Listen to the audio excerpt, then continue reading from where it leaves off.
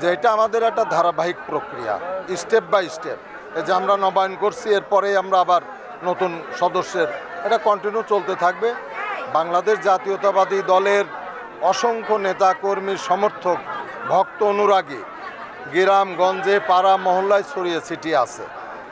আমরা শুধু যে কথাটা আমরা মুখে বলছি, আমাদের বক্তব্য এই মানুষগুলাকে আমরা সংগঠনের একটা কাগজ, মূল্যবান একটা দলিল তাদের কাছে হস্তান্তর করব যে তোমরাও এই দলের এখন থেকে মালিকানার অংশীদার।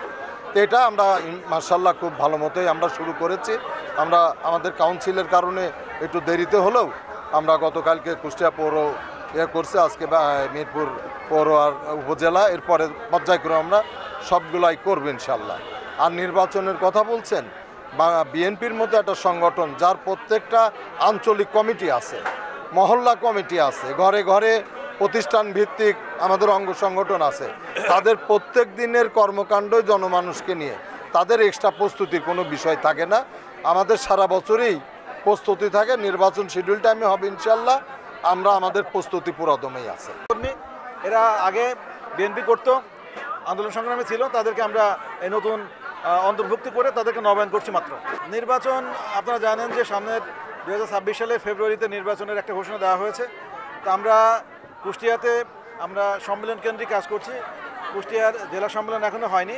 আমাদের 11টা ইউনিটের মধ্যে 8টা ইউনিটের 8টা পৌর এবং উপজেলা সম্মেলন শেষ হয়েছে। তা আমরা যেখানে যাচ্ছি প্রচুর লোক আসতেছে, কারণ আপনারা দেখেন যে আজকে শুধুমাত্র আমাদের নবায়নের জন্য আমরা একটা কর্মসূচি দিয়েছিলাম এই মিরপুর পৌর এবং উপজেলায়।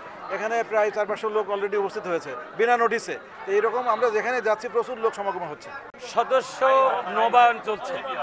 দীর্ঘদিন নির্যাতন এবং নিপীড়নের মধ্য দিয়ে এই সদস্যগুলো মামলা হামলা সমস্ত নির্যাতন উপেক্ষা করে যারা যে অবস্থাতে আছে, আমরা তাদেরকে এই দলিলাদি প্রেরণ করছি। দলিলাদি বলতে আমাদের সদস্যদের একটা কপি থাকবে এবং জেলায় একটা কপি থাকবে, কেন্দ্রে একটা কপি থাকবে। বাংলাদেশ জাতীয়তাবাদী দল, এই দলের মালিকানা সাধারণ জনগণ, সেই জনগণেরই দোরগোড়ায় আমরা পৌঁছিয়ে দিচ্ছি।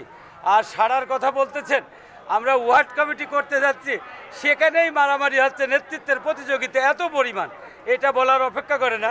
আর বিশেষ করে বাংলাদেশ জাতীয়তাবাদী দল এই মিরপুর এবং ভেড়ামারার মাটি এবং মানুষের নেতা অধ্যাপক শহীদুল ইসলাম, তার অক্লান্ত পরিশ্রমে আপনারা বললে অবাক হয়ে যাবেন যে একটা গ্রামের কর্মী এবং নেতার মোবাইল নাম্বার পর্যন্ত জানে, নাম জানে।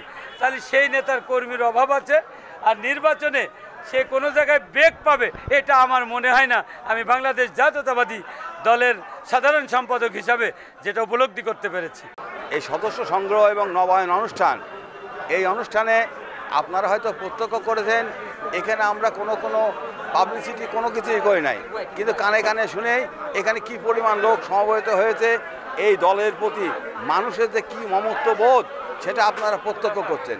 এবং এই মহৎ অনুষ্ঠানে আজকে এটা একটা দলের জন্ম মুহূর্ত থেকে একটা চলমান প্রক্রিয়া, সেই প্রক্রিয়ায় আজকে উদ্বোধন করলেন আমাদের কুষ্টিয়া জেলা বিএনপির সুযোগ্য আহ্বায়ক কুতুবুদ্দিন সাহেব এবং আমাদের এই কুষ্টিয়া জেলা সদস্য সচিব জাকির হোসেন সরকার, এবং আমরা মিরপুর থানা বিএনপি এবং পৌর বিএনপি তাকে সহযোগিতা করলাম এবং আমরা আজ এই নবায়নে অংশগ্রহণ করলাম। এর পরবর্তী পর্যায়ে যেভাবে আমাদেরকে নির্দেশনা দিয়েছেন সেইভাবেই আমাদের কার্যক্রম পরিচালনা করব ইনশাল্লাহ। এবং এর মাধ্যমে এমনি মিরপুর একটা বিএনপির ঘাঁটি, এই বিএনপির ঘাঁটির আরও অত্যন্ত গুরুত্বপূর্ণ কারণ হচ্ছে আমাদের শহীদ প্রেসিডেন্ট জিয়াউর রহমান। আমরা যেখানে দাঁড়িয়ে কথা বলছি এই সামনের রাস্তা দিয়ে তিনি হেঁটে পোড়াদায় গিয়েছেন, যে কারণে এই রাস্তার নাম হয়েছিল জিয়া রোড। এই রাস্তাটার নাম জিয়া রোড, এবং যে কারণের জন্যে জিয়াউর রহমানের কারণেই আজকে এই মিরপুর থানা এই বিএনপির জন্য অত্যন্ত সুসংগঠিত। এখানে অন্যান্য যে কোনো দলের চেয়ে বিএনপি সংগঠন অত্যন্ত শক্তিশালী সংগঠন।